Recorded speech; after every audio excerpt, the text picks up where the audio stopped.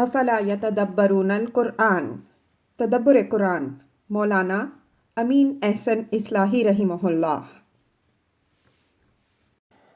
سورہ احزاب آیات 49 تا 52۔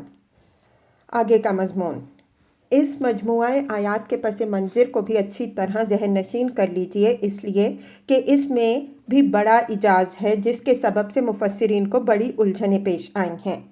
یہ آیات در حقیقت سورہ نساء کی آیت 3 پر، جس میں عام مسلمانوں کے لیے تحدید ازواج کا حکم بیان ہوا ہے، استدراک کی حیثیت رکھتی ہیں۔ نساء کی مذکورہ آیت کے نزول کے بعد جن مسلمانوں کے نکاح میں 4 سے زیادہ بیویاں تھیں، انہوں نے زائد بیویوں کو طلاق دے دی، لیکن حضور صلی اللہ علیہ وسلم سے متعلق کسی بیوی کو طلاق دینا ثابت نہیں ہے۔ اس کی وجہ یہ ہے کہ اس وقت حضور صلی اللہ علیہ وسلم کے نکاح میں 4 ہی بیویاں تھیں۔ بعد میں جب اللہ تعالیٰ کے حکم سے آپ صلی اللہ علیہ وسلم نے حضرت زینب رضی اللہ عنہا کے ساتھ نکاح کیا تو منافقین نے اس پہلو سے بھی اس پر اعتراض کیا کہ انہوں نے اپنے لیے اور دوسروں کے لیے اور شریعت بنا رکھی ہے۔ ان منافقین کا منہ بند کرنے کے لیے اللہ تعالیٰ نے اس خاص اجازت کی وضاحت فرمائی جو ازواج کے معاملے میں نبی صلی اللہ علیہ وسلم کو دی گئی۔ اس اجازت خاص کے نمایاں پہلو یہ ہیں۔ آپ صلی اللہ علیہ وسلم کی وہ ازواج جن کے مہر آپ صلی اللہ علیہ وسلم ادا کر چکے ہیں، بلا استثناء آپ صلی اللہ علیہ وسلم کے لیے جائز کی گئیں۔ ملک یمین جو بطور فے آپ صلی اللہ علیہ وسلم کو حاصل ہوں، اگر آپ صلی اللہ علیہ وسلم ان میں سے کسی کو آزاد کر کے اس کے ساتھ نکاح کرنا چاہیں تو کر سکتے ہیں۔ آپ صلی اللہ علیہ وسلم کے قریبی رشتے کی خواتین میں سے اگر کسی نے دین کی خاطر اپنے عزیزوں رشتہ داروں کو چھوڑ کر آپ صلی اللہ علیہ وسلم کے ساتھ ہجرت کی ہے، آپ صلی اللہ علیہ وسلم ان میں سے بھی کسی سے بھی نکاح کر سکتے ہیں۔ اگر کوئی مومنہ اپنے آپ کو ہبہ کر کے اور آپ صلی اللہ علیہ وسلم اس کو اپنے نکاح میں لینا چاہیں تو اس کی بھی آپ صلی اللہ علیہ وسلم کو اجازت ہے۔ یہ نکاح چونکہ تمام تر مصلحت دین و ملت کی خاطر ہیں، اس وجہ سے حقوق زوجیت کے معاملے میں آپ صلی اللہ علیہ وسلم پر سے وہ پابندیاں اٹھا لی گئیں جو دوسروں پر تھیں۔ ان آزادیوں کے ساتھ حضور صلی اللہ علیہ وسلم پر 2 پابندیاں بھی عائد کی گئیں جو دوسروں پر نہیں تھیں۔ ایک یہ کہ اس دائرہ سے باہر آپ صلی اللہ علیہ وسلم کوئی نکاح نہیں کر سکتے، دوسری یہ کہ ان ازواج کو دوسری ازواج سے بدل نہیں سکتے۔ یہ آزادی اور پابندی جن مصالح پر مبنی ہے، چند اصولی باتیں ان سے متعلق بھی سمجھ لیجئے۔ حضور صلی اللہ علیہ وسلم نے جتنے نکاح بھی کیے، حظ نفس کے لیے نہیں بلکہ دعوت دین، تالیف قلب، دلداری اور مصالح ملت کی خاطر کیے۔ آیت 34 کے تحت آپ پڑھ آئے ہیں کہ اللہ تعالیٰ نے جس مشن کی ذمہ داری آپ صلی اللہ علیہ وسلم پر ڈالی تھی، اس میں ازواج مطہرات رضی اللہ عنہن اجمعین بھی شریک کی گئی ہیں۔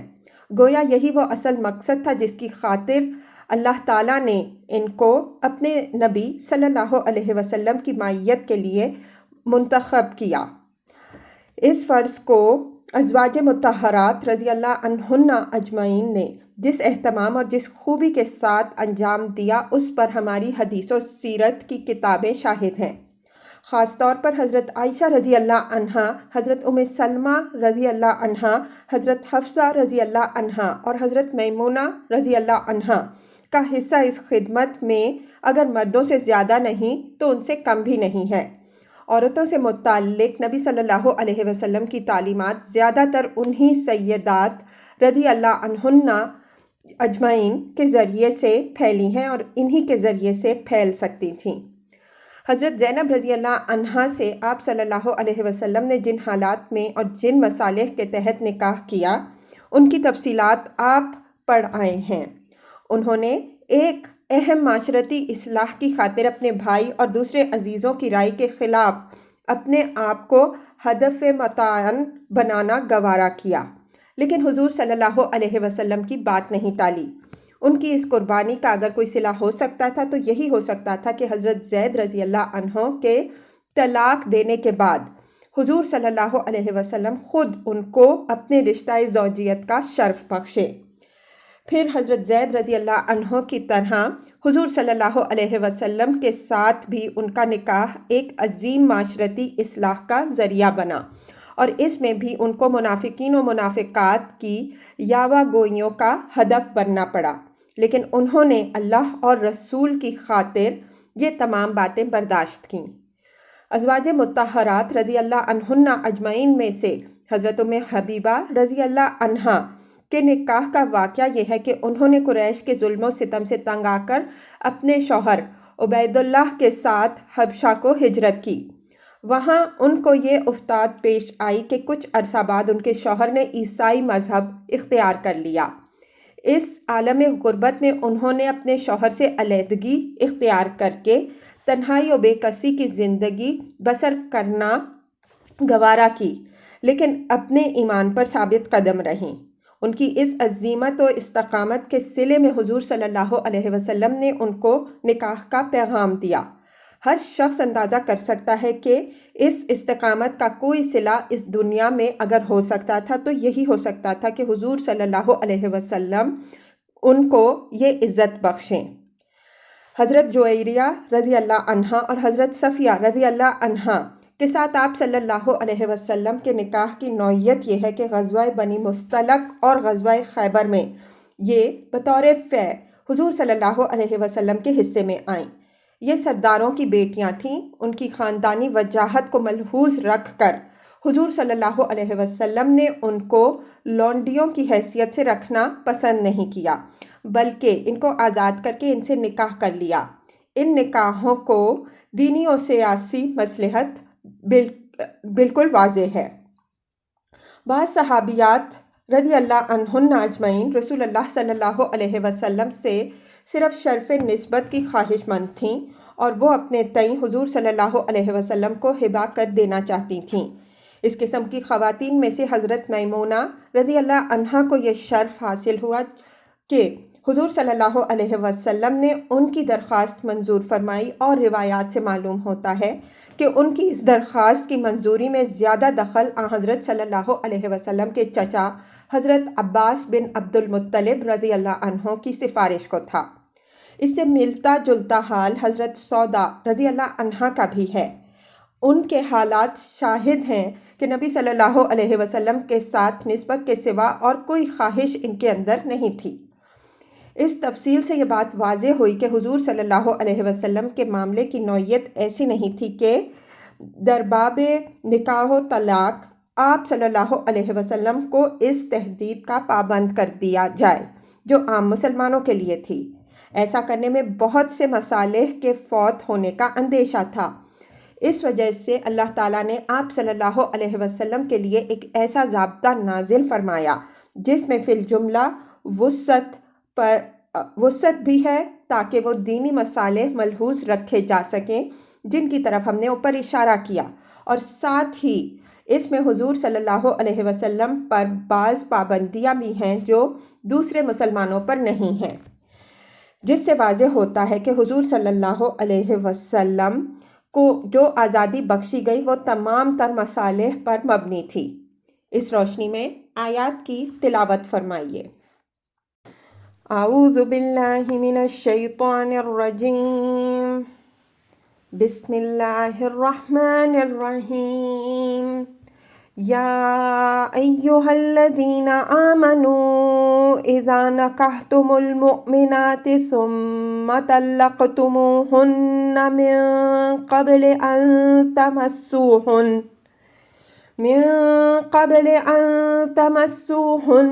فما لکم علیہن من عدت تعتدونہا فمتعوہن وسرحوہن سراحا جمیلا۔ یا ایہا النبی انا احللنا لک ازواجک اللاتی آتیت اجورہن آتیت اجورہن وما ملکت یمینک مما افاء اللہ علیک وبنات عمک وبنات عماتک وبنات خالک وبنات خالاتک اللاتی ہاجرن معک وامرأة مؤمنة إن وهبت نفسها للنبي إن أراد النبي أن يستنكحها خالصة لك من دون المؤمنين قد علمنا ما فرضنا عليهم في أزواجهم وما ملكت أيمانهم لكي لا يكون عليك حرج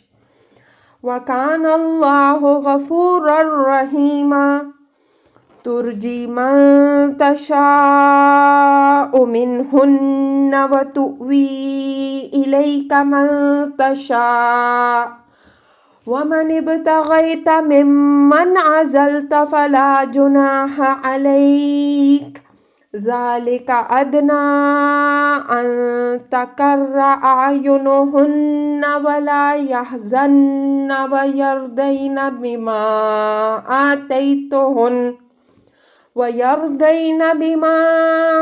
آتَيْتُهُنَّ كُلُّهُنَّ وَاللَّهُ يَعْلَمُ مَا فِي قُلُوبِكُمْ وَكَانَ اللَّهُ عَلِيمًا حَلِيمًا لا يحل لك النساء من بعد ولا أن تبدل بهن من أزواج ولو أعجبك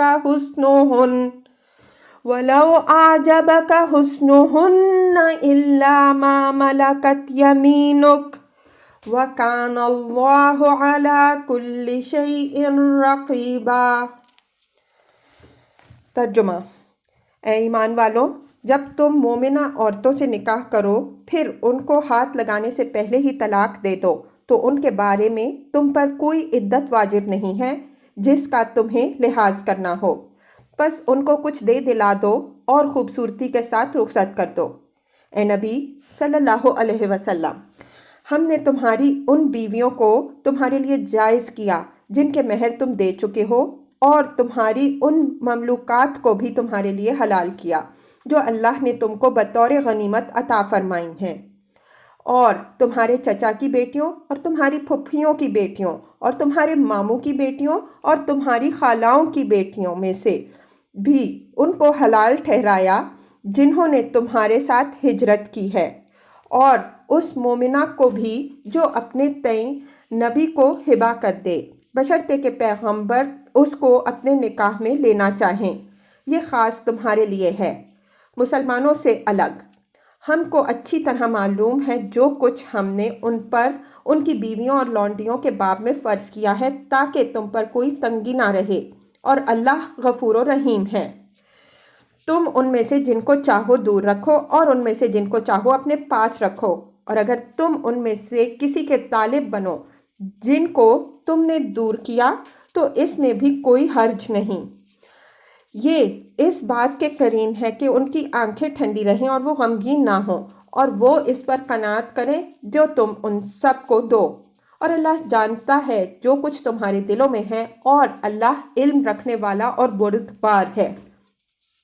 ان کے علاوہ جو عورتیں ہیں وہ تمہارے لیے جائز نہیں ہیں، اور نہ یہ جائز ہے کہ تم ان کی جگہ دوسری بیویاں کر لو اگرچہ ان کا حسن تمہارے لیے دل پسند ہو، بجز ان کے جو تمہاری مملوکہ ہوں، اور اللہ ہر چیز پر نگاہ رکھنے والا ہے۔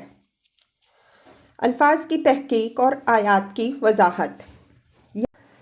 یا ایھا الذین آمنوا اذا نکحتم المؤمنات ثم طلقتموہن من قبل ان تمسوہن فما لکم علیہن من عدۃ تعتدونہا فمتعوہن وسرحوہن سراحا جمیلا۔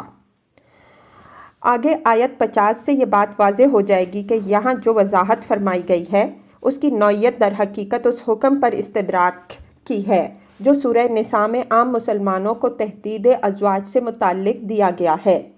اصل استدراک سے پہلے یہ آیت بطور تمہید ہے، جس میں ایک ضمنی سوال کا جواب دیا گیا ہے کہ اگر کسی نے ایک عورت سے نکاح کیا لیکن رخصتی اور ملاقات کی نوبت آنے سے پہلے ہی اس کو طلاق دے دی تو اس کے معاملے میں عدت کی کوئی پابندی نہیں ہے۔ یہ سوال خاص طور پر اس زمانے میں اس وجہ سے پیدا ہوا ہوگا کہ تحدید ازواج کے حکم کی تعمیل میں طلاق کے واقعات بکثرت پیش آئے ہوں گے، اور طلاق دینے والوں نے زیادہ اولیٰ یہی سمجھا ہوگا کہ اپنی ان منکوحات کو طلاق دیں جن سے ازدواجی تعلقات ابھی قائم نہیں ہوئے۔ اس آیت نے ان کے لیے نہایت مبنی بر عدل سہولت مہیا کر دی۔ ایسے لوگوں کو یہ ہدایت فرمائی گئی کہ اس قسم کی عورتوں کے معاملے میں عدت کے لحاظ کی ضرورت نہیں ہے، بلکہ ان کو حسب استطاعت دے دلا کر باعزت طریقے سے رخصت کر دیا جائے۔ اس دینے دلانے کی تفصیل بقرہ کی آیات 236 تا 237 میں گزر چکی ہے۔ وہاں ہم نے سراح جمیل کی اہمیت بھی واضح کی ہے کہ اسلام میں مطلوب یہ ہے کہ میاں بیوی میں جدائی کی نوبت بھی آئے تو حتی الامکان یہ خوبصورتی کے ساتھ ہو، فریقین کے لیے کسی فضیحت کا موجب نہ ہو۔ یا ایہا النبی انا احللنا لک ازواجک اللاتی آتیت اجورہن وما ملکت یمینک مما افاء اللہ علیک وبنات عمک وبنات عماتک وبنات خالک وبنات خالاتک اللاتی ہاجرن معک وامرأة مؤمنة ان وہبت نفسها للنبی ان اراد النبی ان یستنکحها خالصۃ لک من دون المؤمنین قد علمنا ما فرضنا علیہم فی ازواجہم وما ملکت ایمانہم لکی لا یکون علیک حرج وکان اللہ غفورا رحیما۔ ہم اوپر اشارہ کر چکے ہیں کہ جس وقت تحدید ازواج کا حکم نازل ہوا ہے، قرائن سے معلوم ہوتا ہے کہ حضور صلی اللہ علیہ وسلم کے نکاح میں 4 ہی بیویاں تھیں۔ حضرت عائشہ رضی اللہ عنہا، حضرت حفصہ رضی اللہ عنہا، حضرت سودا رضی اللہ عنہا اور حضرت ام سلمہ رضی اللہ عنہا تھیں۔ یہ واضح رہے کہ حضرت زینب بنت خزیمہ رضی اللہ عنہا کی وفات 4 ہجری میں ہو چکی تھی۔ اس وجہ سے نہ حضور صلی اللہ علیہ وسلم کے لیے کسی بیوی کو طلاق دینے کا سوال پیدا ہوتا تھا، اور نہ اس باب میں منافقین یا معترضین کے لیے کسی نکتہ چینی کی گنجائش تھی۔ لیکن سن 5 ہجری میں حضور صلی اللہ علیہ وسلم نے جب حضرت زینب بنت جہش رضی اللہ عنہا سے نکاح کیا، تب معلوم ہوتا ہے کہ منافقین نے جس طرح یہ فتنہ اٹھایا کہ آپ صلی اللہ علیہ وسلم نے اپنے متنبہ کی منکوحہ سے نکاح کر لیا، اسی طرح یہ اعتراض بھی اٹھایا کہ آپ صلی اللہ علیہ وسلم نے اپنے لیے الگ شریعت بنا رکھی ہے اور دوسرے مسلمانوں کو تو بیویوں کے معاملے میں 4 تک کی قید سے پابند کر دیا گیا ہے، لیکن آپ صلی اللہ علیہ وسلم نے اپنے آپ کو اس پابندی سے بالا رکھا۔ حضرت زینب رضی اللہ عنہا کے واقعے کی تفصیلات اوپر گزر چکی ہیں، جس سے آپ کو یہ بات معلوم ہو چکی ہے کہ حضور صلی اللہ علیہ وسلم نے یہ نکاح اپنی خواہش سے نہیں بلکہ اللہ تعالیٰ کے حکم سے کیا تھا۔ لیکن معترضین اس بات کو کب ماننے والے تھے؟ اس وجہ سے انہوں نے اعتراض اٹھایا ہوگا۔ بالآخر اللہ تعالیٰ نے پوری تفصیل کے ساتھ بتایا کہ نکاح کے معاملے میں نبی صلی اللہ علیہ وسلم کو دوسرے مسلمانوں کے مقابل میں کیا امتیازات حاصل ہیں۔ یا ایہا النبی انا احللنا لک ازواجک اللاتی آتیت اجورہن۔ سب سے پہلے ان ازواج کے متعلق جو آیت کے نزول کے وقت آپ صلی اللہ علیہ وسلم کے نکاح میں تھیں، فرمایا کہ ہم نے تمہاری ان بیویوں کو جن کے مہر تم ادا کر چکے ہو تمہارے لیے جائز ٹھہرایا۔ جائز ٹھہرایا کا مطلب یہ نہیں ہے کہ کسی پہلو سے ان کو حرمت لاحق ہو گئی تھی، وہ دور کر دی گئی، بلکہ یہ بات منافقین و معترضین کا منہ بند کرنے کے لیے فرمائی گئی ہے کہ وہ جو جائز خواہی چاہیں کرتے رہیں، تم ان کی پرواہ نہ کرو۔ قرائن دلیل ہیں کہ یہ آیات سن 5 ہجری میں نازل ہوئی ہیں۔ مکی زندگی سے لے کر سن 5 ہجری تک جو سیدات رضی اللہ عنہن اجمعین हुजूर सल्लल्लाहु अलैहि वसल्लम के अक़द निकाह में आईं। उनमें से हज़रत खदीजा रज़ी अल्लाह अन्हा और हज़रत ज़ैनब बिनते हुज़ैमा रज़ी अल्लाह अन्हा का तो, जैसा कि ऊपर इशारा गुजरा, इंतकाल हो चुका था। अलबत्ता हज़रत आयशा रज़ी अल्लाह अन्हा, हज़रत हफ्सा रज़ी अल्लाह अन्हा, हज़रत सौदा रज़ी अल्लाह अन्हा और हज़रत उम्मे सलमा रज़ी अल्लाह अन्हा हयात थीं। और उनमें नया इजाफ़ा हज़रत ज़ैनब बिनते जहश रज़ी अल्लाह अन्हा का हुआ था। गोया इन सब के बाब में इरशाद हुआ कि अल्लाह ने उनको तुम्हारे लिए जायज़ किया। आतैता उजूरहुन्ना के अल्फाज से उनका तारुफ इसलिए फरमाया कि इसके बाद इन ख़वातीन का जिक्र आ रहा है जो बतरीक़े फ़ै आप सल्लल्लाहु अलैहि वसल्लम को हासिल हों। इन अल्फाज ने आप सल्लल्लाहु अलैहि वसल्लम की उन अज़वाज मुतहरात रज़ी अल्लाह अन्हुन्ना अजमाइन को उनसे फ़िल जुमला मुमताज़ कर दिया, इसलिए कि उन ममलूकात के मामले में महर का सवाल पैदा नहीं होता। वमा मलकत यमीनुका मिम्मा अफ़ा अल्लाहु अलैक, यानी गनीमत की राह से आप सल्लल्लाहु अलैहि वसल्लम को जो मिल्के यमीन हासिल हों उनको भी अल्लाह ने आप सल्लल्लाहु अलैहि वसल्लम के लिए जायज़ किया। यहाँ वमा मलकत यमीनुक के बाद मिम्मा अफ़ा अल्लाहु अलैक के अल्फाज ख़ास तौर पर निगाह में रखने के हैं। इनसे मालूम होता है कि यहाँ आम लौंडियाँ मुराद नहीं, बल्कि जंगो जिहाद में जो औरतें कैद होकर आईं वो मुराद हैं। इन असीरात में बसा औकात शरीफ ख़ानदानों और सरदारों की बहुओं और बेटियां भी होती थीं। उनके साथ फिल जुमला इम्तियाज़ी सलूक की रिवायत ज़माना जाहिलियत में भी थी और इस्लाम ने भी उनको बाकी रखा। चुनांचे इस तरह की औरतें तकसीम के वक्त उमूमन सरदारों ही को जाती थीं। हज़रत जुवैरिया रज़ी अल्लाह अन्हा और हज़रत सफ़िया रज़ी अल्लाह अन्हा इसी तरीके से अलग तरतीब ग़ज़वाए बनी मुस्तलक और ग़ज़वाए खैबर के मौके पर हुज़ूर सल्लल्लाहु अलैहि वसल्लम के हिस्से में आईं। आप सल्लल्लाहु अलैहि वसल्लम उनको लौंडियों की हैसियत से भी रख सकते थे, लेकिन आप सल्लल्लाहु अलैहि वसल्लम ने उनकी ख़ानदानी वजाहत का लिहाज फरमाया और आज़ाद करके उनसे निकाह कर लिया। ये निकाह आप सल्लल्लाहु अलैहि वसल्लम ने उसी इजाज़त ख़ास के तहत किए जो इस आयत में आपको दी गई। अगर ये इजाज़त आप सल्लल्लाहु अलैहि वसल्लम को हासिल ना होती तो आप सल्लल्लाहु अलैहि वसल्लम इन दोनों सैयदात को लौंडियों की हैसियत से तो रख सकते थे, लेकिन बीवियों की हैसियत से नहीं रख सकते थे, इसलिए कि इस सूरत में अज़वाज की तादाद इस्लाम के आम ज़ाब्ता से मुतजाविज़ हो जाती। ज़ाहिर है कि ये एक किस्म की तंगी होती जो आप सल्लल्लाहु अलैहि वसल्लम के मनसब के एतबार से बाज़ अखलाकी और सियासी मसाले में मुख़िल होती। इस वजह से अल्लाह ताला ने आप सल्लल्लाहु अलैहि वसल्लम को इस तरह की औरतों से निकाह की इजाज़त दे दी। ये दोनों निकाह बित तरतीब सन 5 हिजरी और सन 7 हिजरी में हुए। इस तरह सन 7 हिजरी तक आप सल्लल्लाहु अलैहि वसल्लम की अज़वाज की तादाद 7 हो गई। व बनाते अम्मिका व बनाते अम्मातिका व बनाते खालिका व बनाते खालातिका लाती हाजरना माअक। ये हुजूर सल्लल्लाहु अलैहि वसल्लम के नहायत करीबी रिश्ते की ख़वातीन की तफसील है कि तुम्हारे चचा और फुफ्फियों और मामुओं और खालाओं की बेटियों में से अगर किसी ने दीन की खातिर अपने ख़वैशो अकारिब और ख़ानदानो कबीला को छोड़ा और तुम्हारे साथ हिजरत की हो और तुम उस कुर्बानी की कदरदानी और हौसला अफजाई के तौर पर उनमें से किसी को अपने अक़्द निकाह में लेना चाहो तो ले सकते हो।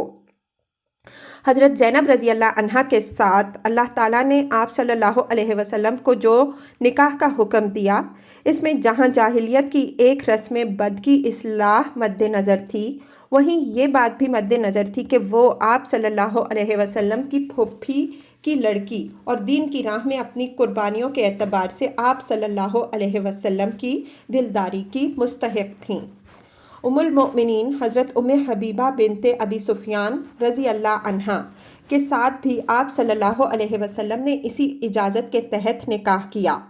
वो आप सल्लल्लाहु अलैहि वसल्लम के रिश्ते के चचा की साहबजादी थीं और दीन की राह में उनकी कुर्बानियों और जांबाजियों का जो हाल था उसका जिक्र ऊपर हो चुका है। ننھیالی رشتوں میں اگرچہ حضور صلی اللہ علیہ وسلم کا کوئی نکاح ثابت نہیں، لیکن ان کے اندر بھی اگر حضرت زینب رضی اللہ عنہا اور حضرت ام حبیبہ رضی اللہ عنہا جیسی کوئی مثال موجود ہوتی تو اس آیت کے تحت آپ صلی اللہ علیہ وسلم اس رشتے کے اندر بھی نکاح کر سکتے تھے۔ وَامْرَأَةً مُؤْمِنَةً إِنْ وَهَبَتْ نَفْسَهَا لِلنَّبِيِّ إِنْ أَرَادَ النَّبِيُّ أَنْ يَسْتَنْكِحَهَا۔ کسی خاتون کا اپنے آپ کو کسی کے لیے ہبہ کر دینے کا مطلب یہ ہے کہ وہ اپنے ہر حق سے دستبردار ہو کر اپنے تئیں اس کے حوالے کر دے، اور حقوق زوجیت میں سے جو کچھ وہ بخش دے وہ اس پر قانع و راضی رہے۔ یہ ایک انتہائی ایثار نفس کی صورت ہے جس کا جذبہ روایات سے معلوم ہوتا ہے کہ نبی صلی اللہ علیہ وسلم سے محض شرف نسبت حاصل کرنے کے لیے متعدد صحابیات رضی اللہ عنہن اجمعین کے اندر موجود تھا، اور انہوں نے حضور صلی اللہ علیہ وسلم سے اس کا اظہار بھی کیا۔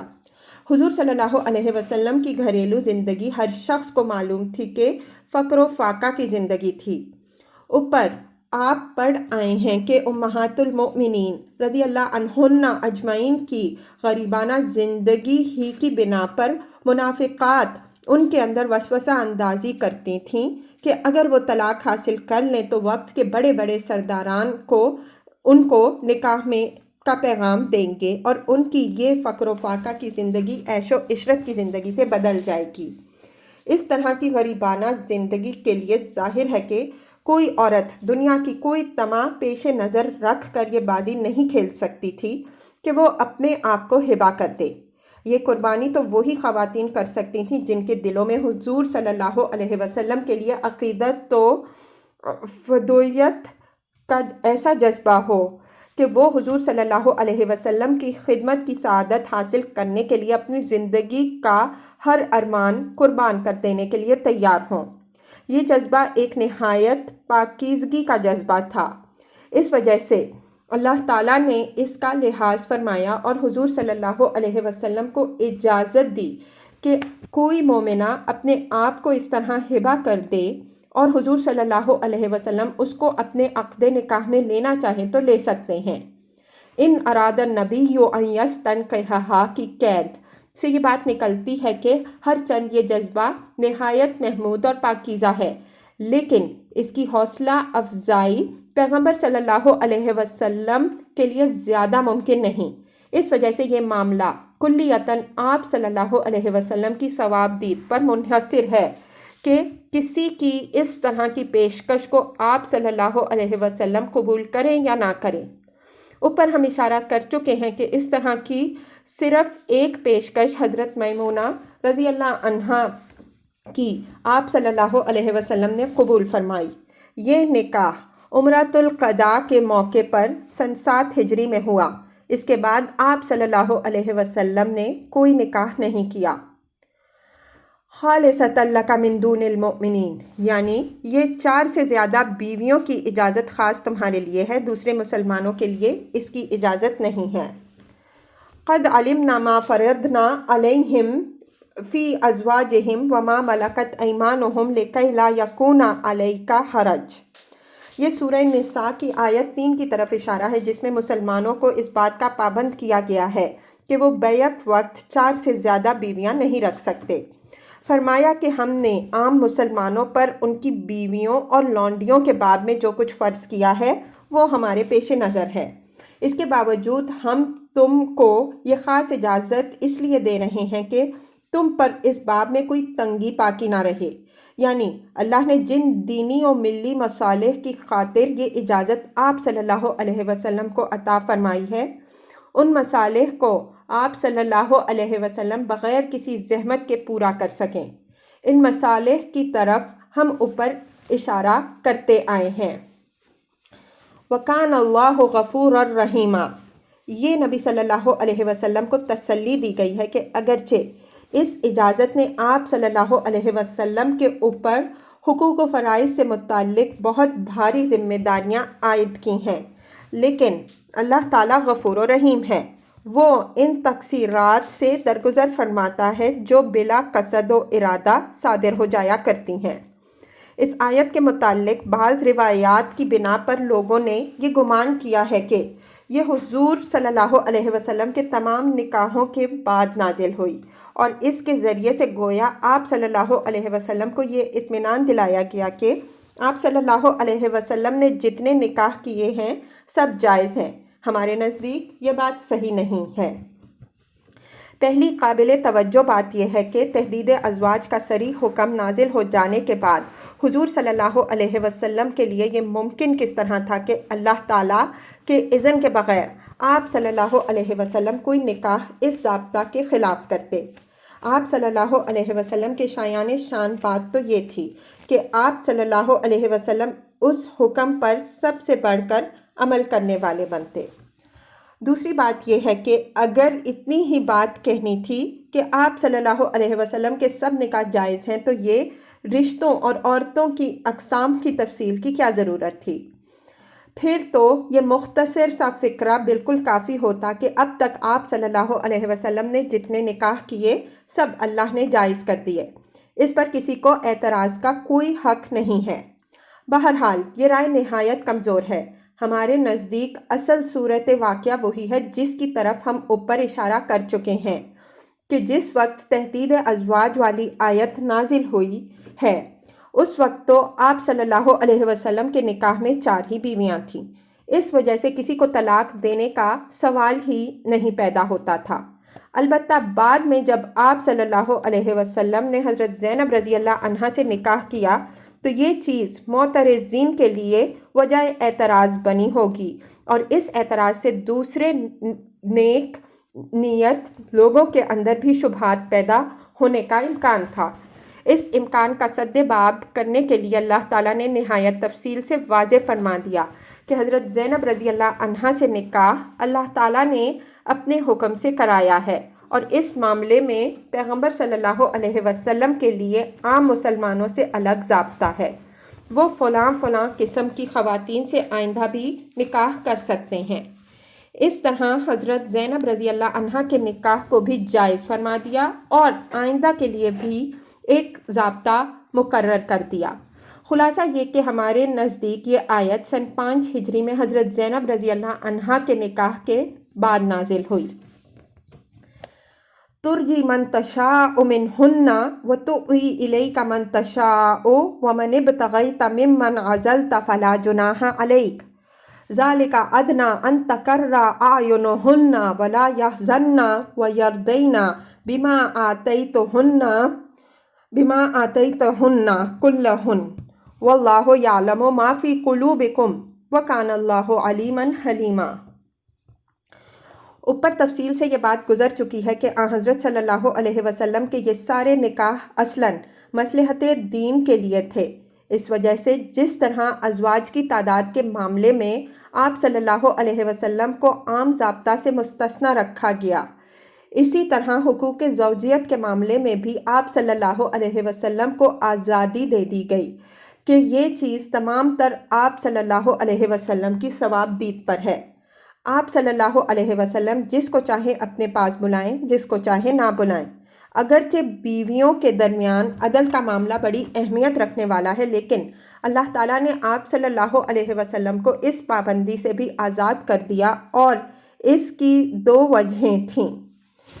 اول تو وہی جس کی طرف ہم نے اوپر اشارہ کیا کہ حضرت صلی اللہ علیہ وسلم کے نکاحوں میں نکاح کے عام مقصد کی حیثیت بالکل ضمنی اور ثانوی تھی۔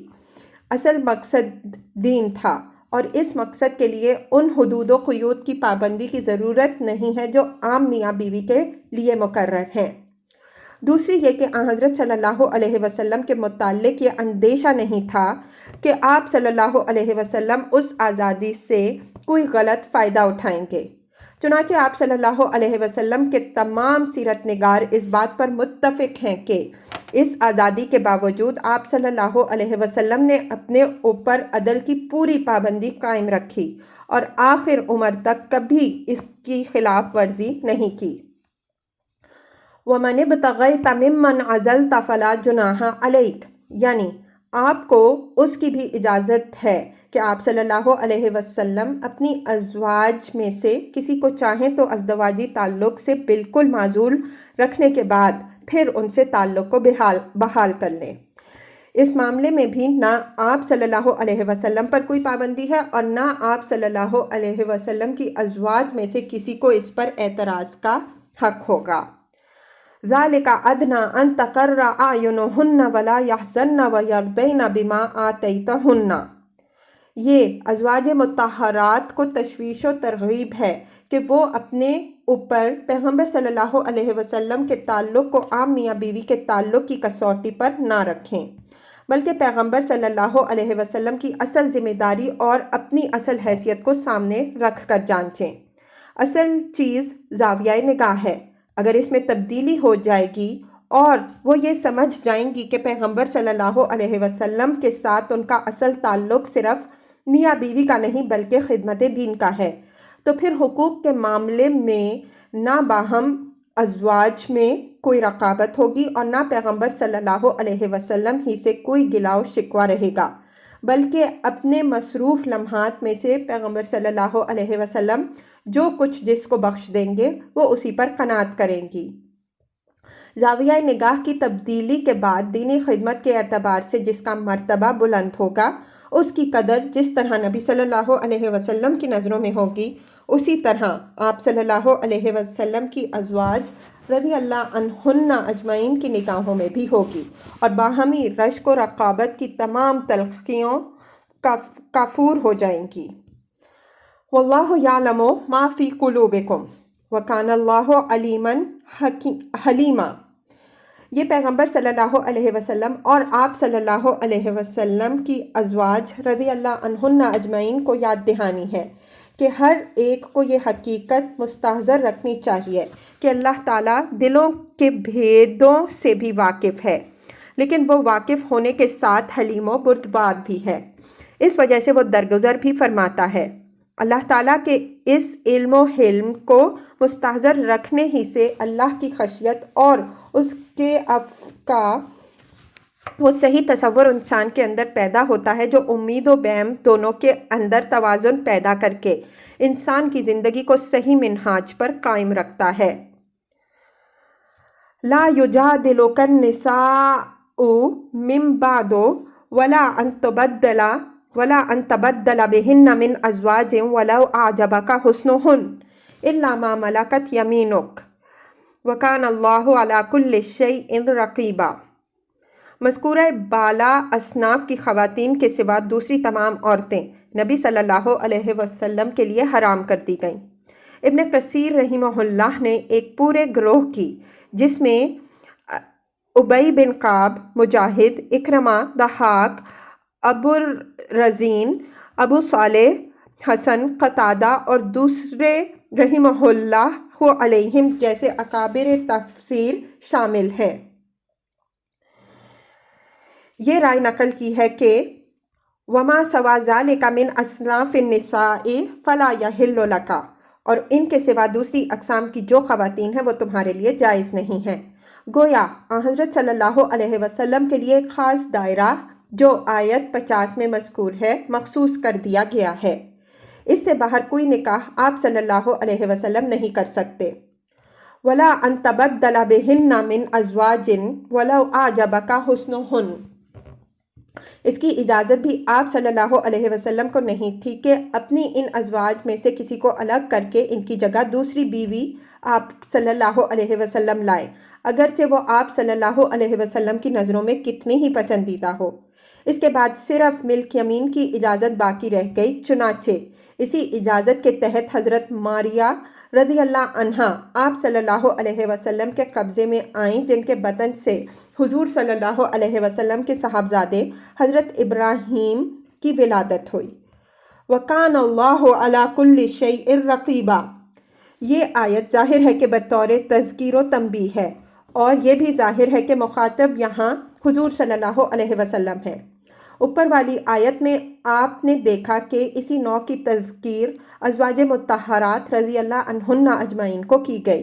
اس سے معلوم ہوا کہ اللہ کے ہاں ہر ایک مسئول ہے، اور جو جتنا ہی بڑا ہے اتنا ہی زیادہ مسئول ہے۔ اس وجہ سے ہر ایک کے لیے ضروری ہوا کہ خدا کے مواخذہ سے پہلے اپنا محاسبہ کرتا رہے، اور یہ اس یقین کے ساتھ محاسبہ کرتا رہے کہ اس کی زندگی کا کوئی گوشہ بھی خدا کی نگاہوں سے اوجھل نہیں ہے۔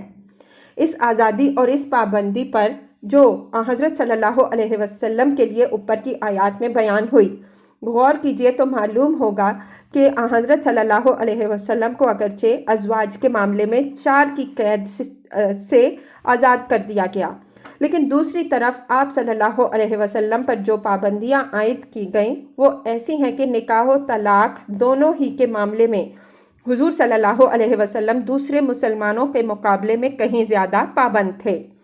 ایک عام مسلمان کو یہ آزادی حاصل ہے کہ وہ 4 کی حد کو ملحوظ رکھتے ہوئے محرمات کے دائرے سے باہر جس عورت سے چاہے نکاح کرے اور اپنی منکوحات میں سے جس کو چاہے طلاق دے کر اس کی جگہ کوئی دوسری بیوی اپنی پسند کی بیاہ لائے، لیکن حضرت صلی اللہ علیہ وسلم کو یہ آزادی حاصل نہیں تھی۔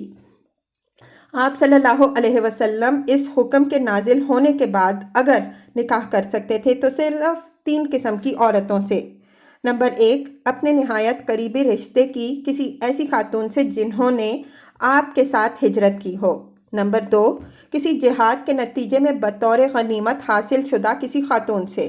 نمبر 3، کسی ایسی عورت سے جو اپنے آپ کو حضور صلی اللہ علیہ وسلم کو ہبہ کر دیں اور حضور صلی اللہ علیہ وسلم ان سے نکاح کرنا پسند فرمائیں۔ اس دائرے سے باہر نہ آپ صلی اللہ علیہ وسلم کوئی نکاح کر سکتے تھے اور نہ ان ازواج میں مجرد پسند و ناپسند کی بنا پر کوئی رد و بدل فرما سکتے تھے۔ یہ اجازت جن دینی مصالح کی بنا پر آپ صلی اللہ علیہ وسلم کو دی گئی ان کی وضاحت اوپر ہو چکی ہے۔